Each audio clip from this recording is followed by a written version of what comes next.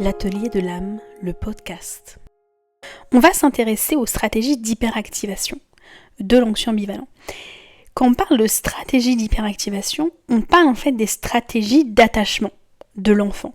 C'est-à-dire qu'enfant, on a ce qu'on appelle les stratégies de base, c'est-à-dire on pleure, on sollicite le parent, etc. Ce sont des signaux, d'accord, d'attachement à l'appel à l'attachement, au lien. Seulement quand ces signaux n'obtiennent pas une réponse adéquate ou rapide du parent ou de la figure d'attachement, l'enfant va trouver d'autres stratégies qui vont lui permettre d'être en lien avec son parent, soit des stratégies d'hyperactivation, c'est-à-dire qu'il va amplifier ces signaux, il va pleurer davantage, il va demander plus de proximité, il va peut-être faire des crises, voilà, tout ce qui va permettre d'attirer l'attention de son parent. Donc ça, ce qu'on appelle les stratégies d'hyperactivation, c'est l'amplification des signaux d'attachement. Et à l'inverse, on a les stratégies de désactivation, c'est-à-dire que l'enfant va diminuer considérablement, voire éteindre totalement ses signaux, donc ses pleurs, ses sollicitations, ses demandes vis-à-vis du parent, de la figure d'attachement, pour justement, entre guillemets, obtenir une réponse positive. En fait, il teste qu'est-ce qui fonctionne.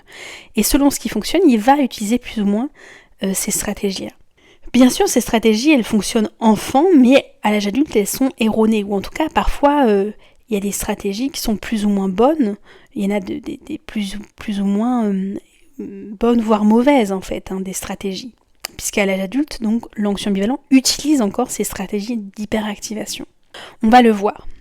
Comment il s'en sert une fois adulte dans ses relations amoureuses. On va voir ensemble 10 stratégies d'hyperactivation, et c'est intéressant parfois de le comparer aussi avec l'évitant, puisqu'on a déjà travaillé sur les stratégies de désactivation. Donc là, ça peut être intéressant justement de bien comprendre de quoi il s'agit.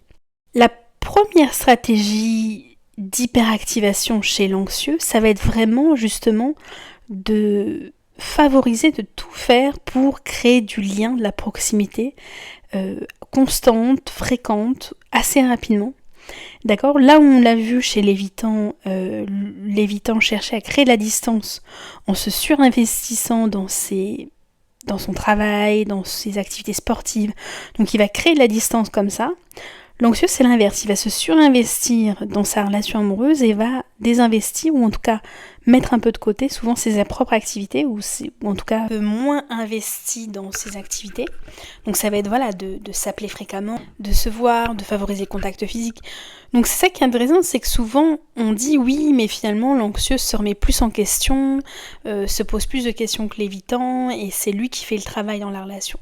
C'est pas tant que ça, c'est qu'en fait l'anxieux lui a appris à prioriser sa relation amoureuse, et c'est le centre de sa vie, c'est vraiment central, puisqu'il a associé la proximité à la survie, à quelque chose de sain pour lui. Alors que l'évitant, c'est l'inverse, d'accord ? Il a vraiment appris à prioriser sa vie, ses activités, et à mettre sur le second plan, à mettre de manière secondaire ses relations amoureuses. C'est aussi important, mais c'est beaucoup plus secondaire pour lui, parce que ce n'est pas ça qu'il sécurise dans la vie, ce n'est pas les relations. Donc ce qui est important pour l'évitant n'est pas la même chose que pour l'anxieux, donc on voit bien qu'il y a un ordre de priorité qui n'est pas du tout le même. Une deuxième stratégie de l'anxieux, ça va être d'idéaliser le partenaire. On l'a vu, l'évitant, souvent, il va trouver une manière de dévaluer le partenaire, donc trouver des petits défauts, des petits détails qui le dérangent, même des choses insignifiantes, pour justement créer cette distance, créer ce espèce ou en tout cas diminuer son attachement à l'autre. A l'inverse, l'anxieux, lui, va souvent mettre son partenaire sur un piédestal et lisser, en fait, et ne pas voir les défauts de l'autre, pour justement, en fait, créer une espèce de relation spéciale, une connexion particulière qui va justement le sécuriser, parce que justement il est avec quelqu'un entre guillemets d'hors norme, un peu exceptionnel, et du coup ça le rassure en fait d'être dans cette espèce de lien idéal où ses attentes vont être remplies.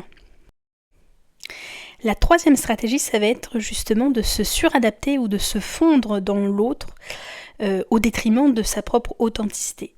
C'est-à-dire que l'anxieux va vraiment adopter des goûts, des opinions, des routines en fait qui sont propres à la personne aimée en fait et qui ne lui appartiennent pas, Donc peut-être rire à des choses qui ne lui font pas rire d'habitude, peut-être il n'aimait pas les livres, d'un coup il aime les livres, enfin vraiment en fait changer ses habitudes et sa façon d'être pour justement obtenir l'approbation de l'autre, être aimé. Donc il y a deux choses, il y a à la fois ce fait de se suradapter, de se finalement couper de soi pour être aimé, et aussi finalement surperformer, donc vraiment se rendre indispensable à la relation. Donc ça peut être vraiment multiplier les preuves d'amour, tout faire bien pour être indispensable, donc ne pas pouvoir être abandonné. Donc surveiller les humeurs de l'autre et de vraiment tout le temps s'adapter à l'autre, de répondre tellement aux besoins et aux attentes de l'autre que aucun rejet ne semble possible. Donc ça c'est vraiment une espèce de... Voilà, l'anxieux va vraiment tout donner pour la relation, va vraiment s'investir énormément, et ce qui est dangereux puisqu'il peut s'épuiser, mais aussi à un moment donné ressentir le déséquilibre et aussi ressentir du ressentiment, de la frustration parce qu'il ne tient pas autant, et en fait tous ces sacrifices qu'il fait en se suradaptant, en s'oubliant pour l'autre, finalement souvent n'est pas à la hauteur de ce qu'il attend de l'autre. Souvent il attend le même sacrifice ou le même investissement de l'autre, et souvent, surtout chez quelqu'un d'évitant, ce n'est pas le cas en fait. Il n'obtient pas, il ne reçoit pas autant qu'il donne. Et ça, ce déséquilibre, l'anxieux va le sentir, va le vivre et va mal le vivre souvent. De voir que finalement lui surcompense et se surinvestit, et que l'autre finalement non. Donc ça nous amène à la quatrième stratégie d'activation qui va être en lien, on va le voir, avec justement cette notion de sacrifice de soi. L'anxieux peut utiliser souvent, donc pas tous, des anxieux ambivalents très dans leur polarité très anxieuse, peuvent créer des conflits pour justement attirer l'attention, peuvent justement générer ou chercher le conflit, la critique de leur partenaire, un peu comme un enfant le ferait pour obtenir de l'attention, comme un enfant qui ferait une crise pour justement obtenir l'attention de son parent, qui n'obtient pas. Donc c'est une stratégie, on voit bien, qui est erronée, qui est une mauvaise stratégie, mais qui, entre guillemets, a fonctionné enfant, qui peut fonctionner, enfin, en tout cas, que l'anxieux peut utiliser pour justement obtenir de la validation et de l'intérêt de l'autre. Il y a deux choses, c'est à la fois le conflit, donc le fait de se mettre en colère ou de critiquer le partenaire évitant ou autre, va lui permettre de créer justement une attention tournée autour de la relation, de créer une attention, etc. Mais c'est aussi souvent parce que l'anxieux en fait est tellement dans le sacrifice de lui, donc il est tellement dans l'investissement, dans l'oubli de soi, que ça crée beaucoup de frustration, comme on l'a dit, beaucoup de ressentiment, puisqu'il s'oublie pour l'autre et l'autre n'en fait pas autant. Donc très souvent ça crée comme ça, où l'anxieux prend sur lui et finit par exploser. En fait, on va dire, compense en étant très investi dans la relation, et quand il n'obtient pas finalement ce qu'il souhaitait, finit par être dans l'explosion. Et c'est intéressant, notamment j'avais entendu une thérapeute qui avait au moment du procès de Amber Heard et Johnny Depp, qui avait justement analysé des extraits. Elle avait pris des extraits de disputes, parce que là il y avait des extraits de leur conflit chez eux qui avaient été enregistrés et diffusés. Et elle montrait justement, elle analysait la dynamique où justement on avait Amber Heard qui était beaucoup plus anxieuse et un Johnny Depp beaucoup plus évitant, où Amber Heard finalement celle qui prenait la parole, qui élevait le ton, voilà, qui était assez en colère en disant que finalement Johnny Depp ne s'investissait pas assez dans la relation et ne se battait pas pour leur relation. Et on avait un Johnny Depp beaucoup plus évitant, dans le silence, comme peut l'être souvent l'évitant. Dire que dès qu'il y a conflit, et surtout avec les voix qui s'élèvent, où on hausse le ton, où c'est houleux, va se refermer dans sa coquille et donc vraiment être silencieux. Bon, on va utiliser sa stratégie. Donc déjà le silence, on le sait, on l'a vu, c'est vraiment la stratégie de l'évitant, mais encore plus quand il y a conflit et reproches, etc. Donc complètement enfermé, qui ne parle pas, qui ne prend pas la parole. Et à un moment donné, dans le conflit, donc lui il parle très peu, Et on voit donc elle hausse le ton, et en fait donc plus lui se referme, donc là vraiment une tragédie, hein, mais plus lui se referme, donc l'évitant de manière générale se referme, puisque voilà lui, son fonctionnement, plus évidemment ça active l'anxieux qui se sent peu écouté, pas entendu, etc. et qui continue davantage. Et c'est un cycle une boucle infernale. Et donc dans cette relation toxique, hein, qui n'est pas le cas de relations anxieuses-évitantes, mais en tout cas des relations anxieuses-évitantes très toxiques, où justement, à un moment donné, dans leur conflit, elle montrait, on voit que Johnny Depp commence à prendre la parole, essaie de comprendre, il pose un peu les choses, il dit mais pourquoi tu te mets dans tous ces états ? Moi je ne comprends pas, je t'aime. Et le fait qu'il ait dit je t'aime, qu'à un moment donné il lui ait donné de la validation, ça a fait baisser d'un cran le ton d'Amber Heard. Vraiment, ça a fait baisser le niveau de tension a baissé, mais drastiquement. Et elle s'est apaisée, mais beaucoup plus. Alors elle est encore dans ce côté, on est dans le conflit, mais elle s'est largement apaisée. Parce qu'en fait, derrière cette recherche du conflit, c'est pas le conflit en lui-même qui se joue. C'est en fait, elle cherche de la réassurance, elle cherche à être rassurée. Elle cherche à être rassurée, hein, comme l'anxieux peut l'être, puisqu'il y a des peurs. Et une fois qu'elle obtient finalement cette réassurance, elle se sent beaucoup plus calme et en fait entendue et aimée, en fait, d'une certaine manière.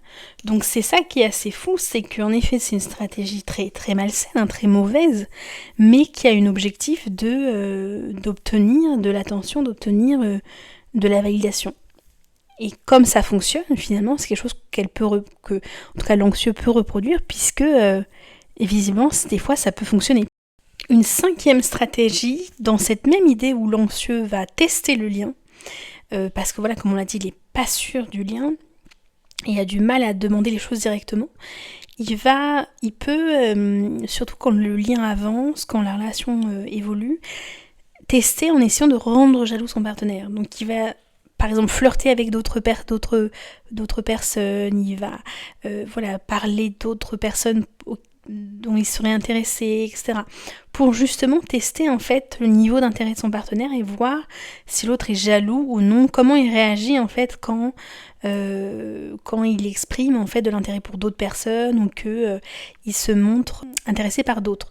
Donc voilà, il va chercher à tester le lien en fait par des tests, plus que puisqu'il n'y a pas de cette capacité, enfin en tout cas il y a cette peur de demander directement, hein, de la validation entre guillemets du partenaire. Donc on voit tous ces aspects un peu indirects pour chercher à voir, tester le lien et tester l'implication de l'autre en fait.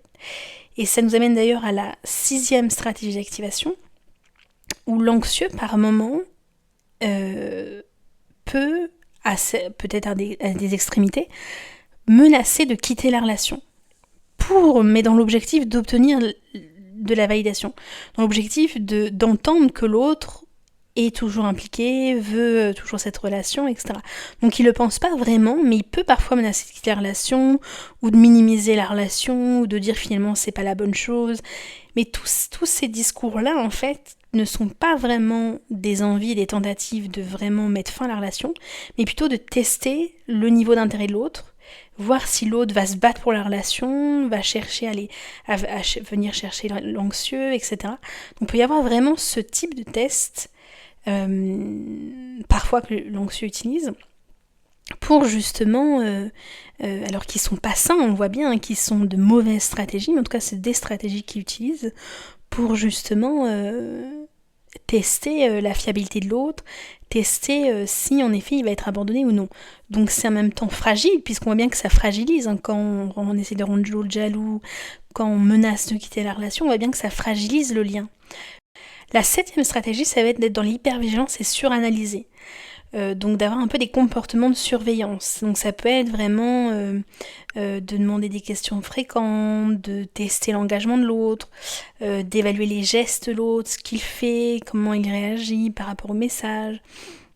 Ça va vraiment être dans l'analyse en fait minutieuse aussi des réponses d'un SMS d'un partenaire pour déterminer justement s'il y a plus ou moins d'affection que la veille. Donc vraiment être dans cette espèce de contrôle permanent, épuisant aussi pour l'anxieux d'hypervigilance, qui va lui permettre d'anticiper en fait tout le fonctionnement de l'autre et voir un petit peu comment l'autre va se comporter. La 8e stratégie, un petit peu dans cette même idée de test en fait, de tester le niveau d'intérêt de la relation, ça peut être parfois de se dévaloriser ouvertement en fait pour susciter justement de la réassurance. C'est-à-dire de dire des choses comme tu vas sûrement trouver mieux, je mérite pas quelqu'un comme toi, enfin de dire des mots comme ça, des phrases comme ça un peu dévalorisantes, mais en attendant en fait que l'autre contredise cette affirmation pour chercher justement des compliments directs à travers l'autocritique. Donc c'est vraiment cette idée d'obtenir finalement de la réassurance sans oser le demander directement. Donc de créer une dévalorisation de soi pour être assuré. La 9e stratégie d'hyperactivation, et ça va un petit peu dans le sens de l'hypervigilance, ça s'en retrouve un peu, c'est le fait de fréquemment regarder les réseaux sociaux de son partenaire, d'être très souvent au courant de ce que l'autre fait, de ce que l'autre publie, de ce que l'autre envoie. En fait, l'anxieux va vraiment guetter les signes, va voir tous les petits signes, va vraiment connaître son partenaire. Voilà. Aussi une façon de rester en lien, hein, quand on sait où est son partenaire, voilà, on sait qu'il est au travail, on sait que il publie ça à telle heure, etc., qu'il était sur ce réseau social à telle heure. Ça permet justement de créer une espèce de prévoyance, de connaissance de l'autre, et aussi donc de prévoir en fait ce qui va se passer, comment l'autre se comporte, et de connaître, d'identifier les signes qui permettent d'éviter l'abandon et aussi la distance, et de créer le moins de distance possible. La 10e stratégie et dernière stratégie, ça va être le fait d'utiliser un peu, comme on a dit au début, l'intimité, donc notamment la sexualité, comme une stratégie d'hyperactivation. C'est-à-dire qu'en effet, l'anxieux aime l'intimité, aime le contact physique, etc. Il l'aime, et en même temps, parfois, c'est une stratégie pour être en lien, donc c'est vraiment moins motivé par l'envie ou le désir que la peur. En se disant, si je suis désirée, si je suis en lien, si je réponds aux attentes sexuelles de mon partenaire, je vais être aimée et ne pas être rejetée. Donc il y a vraiment aussi cette utilisation de la sexualité comme une stratégie d'hyperactivation. Donc conclusion, on voit en fait que l'anxieux vraiment va à l'inverse de ce que peut faire l'évitant, qui lui crée de la distance. L'anxieux favorise la proximité, pas toujours de manière saine, hein, mais aussi parce que il l'a appris comme ça, et parce qu'il y a des peurs derrière, et où finalement, là où l'évitant dépriorise et ne se soucie pas assez de sa relation amoureuse, l'anxieux s'en soucie trop en fait. Il est trop par la peur, à cause de ses peurs, etc. Ce n'est pas de sa faute, mais il est du coup surinvesti dans sa relation, dans la question de l'amour, la question du lien, parce que ça le sécurise, ça le rassure, etc. Mais du coup, des fois, il s'oublie, ou il oublie sa vie, ou il oublie des choses importantes pour lui au profit du lien, pour préserver le lien, et en fait, ce qui lui fait défaut, puisque très souvent, il ressent de la frustration, de la tristesse, etc., de s'oublier dans le lien, et finalement à l'autre, et finalement d'obtenir très peu.